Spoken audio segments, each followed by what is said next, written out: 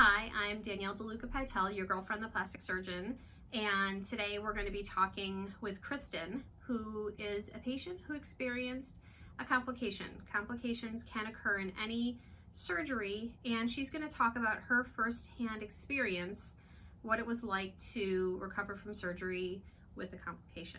So Kristen, why don't you tell us a little bit about yourself and how you decided that you wanted to have surgery with me? Sure. So my name is Kristen. Born and raised in Michigan. Mom, just about to turn 37 years old, and I've been, I think, on this journey like a lot of us. When we're getting to the point where we're trying to decide whether or not this is right for us or right for myself, because I think there's two sides to it. There's a mental awareness, and then there's also kind of a physical awareness that you really need to prepare your body to go through. And for me, I've been for 5 years there was I was going through kind of a physical pain, and I could never get to the, it was difficult for me to work out and, build certain endurance and lift certain weights because I would have, pain in my abdomen. And so as I was going through this process, talking to my physician, he actually was the one that recommended it to me. You need to take care of it. Here's one option. So I spent actually 5 years. I was waiting to the point where the pain kind of accumulated, but at the same time, the mental side is making sure that you're, you find a physician or, doctor that you're in good hands with. So yeah, 5 years later, I kind of crossed paths with Dr. DeLuca, and in addition to that, I was lucky to have two friends that also went through this process. So when I came into your office, I think it felt like home. I found a person that I felt like I was in good hands, that had my interest, and I made the decision to do it. So tell me a little bit about the discomfort that you were having. You mentioned that there was physical discomfort when you were exercising, and then you mentioned also sort of the emotional, mental discomfort. But tell me a little bit more about the physical part of things. Yeah, sure. I mean, it was easy things. I'm a mom of twins, so even just rough housing with them, I would get into like just a position and it would buckle me to the point where, it took 2 or 3 minutes for my muscles to stop contracting. And it happened so frequently that it was at that point where I knew that I was ready to do something about it. But when you go through this process, you're not getting a tummy tuck to fix that, right? That was just one of the advantages that I got going through it. Again, when people go through this, they could be doing it for a number of different reasons: to feel better, so that they can get back into physical shape, like where I felt like I was limited in many ways to do that. And then obviously the emotional side, right? Like when you feel better about yourself, you can, you carry yourself in a more positive light, and that's basically why I did it. We have had some people say that after they've had a tummy tuck that they noticed that things that they didn't really pay attention to, they realized that there was a difference. So some people would say that when they're exercising, they had a lot of lower back pain, and that got better after having a tummy tuck. And absolutely all the things that you mentioned, when you're exercising and you don't see the results that you're working hard to get. Kristen had twins, and that can take a pretty significant toll on your abdomen. And I will share that she had a pretty good separation of her abdominal muscles, which we were able to repair. Can we talk a little bit about the complication that you had? Before surgery, what were you expecting the recovery to be like? Exactly what I was told and what I was informed. I knew I'm always kind of a little bit ambitious, so I always think that I'm going to jump back in it, after a week. I think I told you some of the travel I had coming up, but then the pandemic, kind of took that over, thankfully, because it allowed me to rest. But obviously there's always a 2 to 3 week, recovery. I think for me, it took a little bit longer because of the complication that you had mentioned. I just happened to be the 1% in all things in life. With twins, I was the 1% that had the spinal headache. I had my appendix removed, and obviously this was, just like any surgery and just like any other step that you take in life, whether that's out your door, in a car, plane, giving birth, there's complications with anything. So this was a very rare complication that I noticed basically 3 days, into my recovery. Okay. So once you noticed that something wasn't right, tell everybody about what happened. How did you handle it, and what do you remember about it? Yeah, so one, there was no pain. After the surgery, you're completely numb. And you're always interested in what, your results look like. So I think if anything, there's much more awareness. So for me, I just noticed that there was kind of like, kind of a trend, like a red, line, that was kind of like bleeding. It almost looked like it was bleeding within. And it just looked odd. So I remember, being out in my family room on the couch, and I'm like, Mom, will you take a picture of this? And just so I could send it in and have you look at it. And thankfully I did, because sometimes, with surgeries, you just think that that's part of the process. And probably if I would have waited longer than the 3 days from when I initially saw it, it could have led to probably worse. Yeah, so Kristen had an area of skin that was looking like it wasn't getting a robust blood supply, and I had her come into the office that day to peek at it. And do you remember what we wound up doing? Yeah, you were stimulating the area, if anything. It was,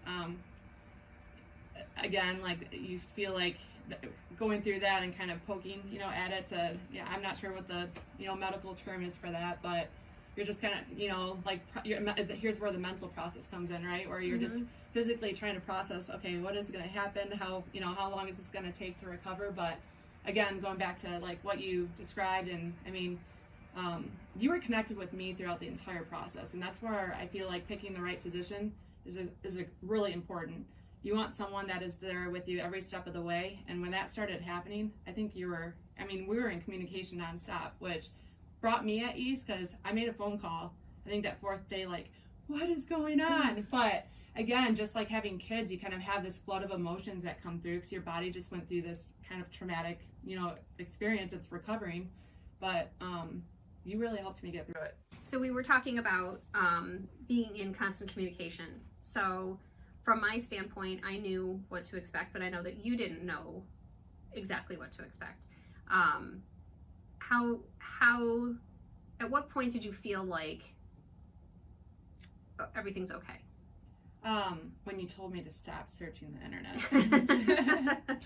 That is like, that I'm education, like I'm always researching and looking up things. So, cause I want to know the answer, and there wasn't necessarily an answer other than time. Right. And, I think that's the biggest advice that I can give everyone, is the ones that end up on the internet are the ones that didn't consult with a doctor, or probably picked the wrong doctor, because you're hearing and seeing horror stories. And that's not the experience that I had at all through this. Yeah, it was a complication. Yes, it was scary. But when you have, again, a good, doctor that has your back and is in communication, I didn't feel anything. I was coming in and you were, kind of jabbing in this like little wound, whatever, that I experienced. But again, at the end of the day, the communication that we had was just, it was multiple times, and you gave me everything that I needed to get through it. So so did I offer you any options for once the healing was complete about the scar that resulted? Yeah. So again, the options were, obviously it was the wound care, right? But once it was complete, yes, you offered services to repair it. For me, whether I take that up, I appreciate that sincerely. I don't know if it is that important, but the fact that you did offer something like that, just because, a lot of people do this for different reasons. So, just to know that that was an option at the end of this was very much appreciated. You're welcome. As an added twist to the story, Kristen is not from here anymore. So she grew up in Michigan, yep, but she was staying with her mom during the recovery process. And I know you had thought you were going to be home in 2 weeks. I did. So how long did you wind up staying with your mom? Over a month. Everything has a reason for working out the way it does. And it was actually the timing of the surgery and even the result of the wound that I got. I feel like it was almost meant to happen, because during that time, my grandma got really sick. She broke her hip. She didn't recover from it. And it was about a month later that we lost her.